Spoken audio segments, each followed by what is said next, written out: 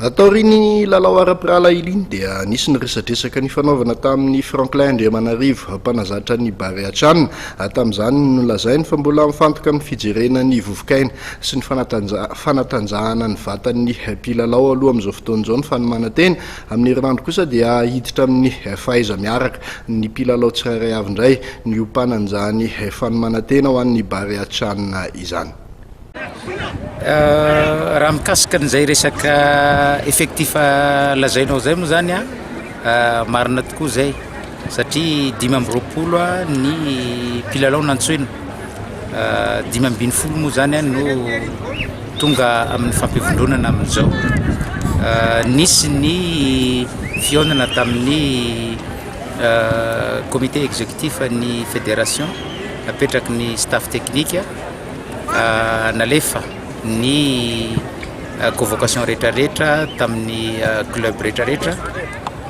Hatreto aloha ny staff technique ny tenako dia mbola tsy mahafantatra hoe inona ny antony tsy mahatonga ny équipe-ny fosa. Efa miverimberina matetika le izy, matetika hoy za satria tamin'ny match aleny Namibia ndray andro sisa tavela zay vao tonga ny mpilalao ny fosa. Amin'izao ndray efa tonga ny fampivondronana tamin'ny voalohan'ny volana Oktobra, mbola tsy tonga ihany ny joeran'ny fosa.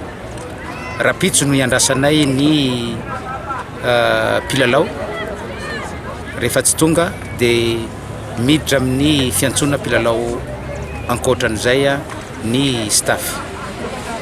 Inona no mbola amboarina ao anatin'ny ekipa amin'izao fotoan'izao maître fanatsarana amin'ny fahafantarana ny Namibia? Ny fanatsarana aloha dia tsy maintsy misy foana. Androany tsy dia hoe resaka match amical no jerenay tamin'ny match n'androany, fa hoe hatraiza ny vovokaina omen'ny mpilalao tsirairay. Amin'ny herinandro ambony dia hiditra amin'ny fanamafisana n'izay vovokaina zay, mifanindran-dalana amin'izay ny fahaizana miaraka eo amin'ny fampidira baolina. Zany hoe ny resaka animation offensive foana zany ny tokony imasohana amin'ny lalao miverina.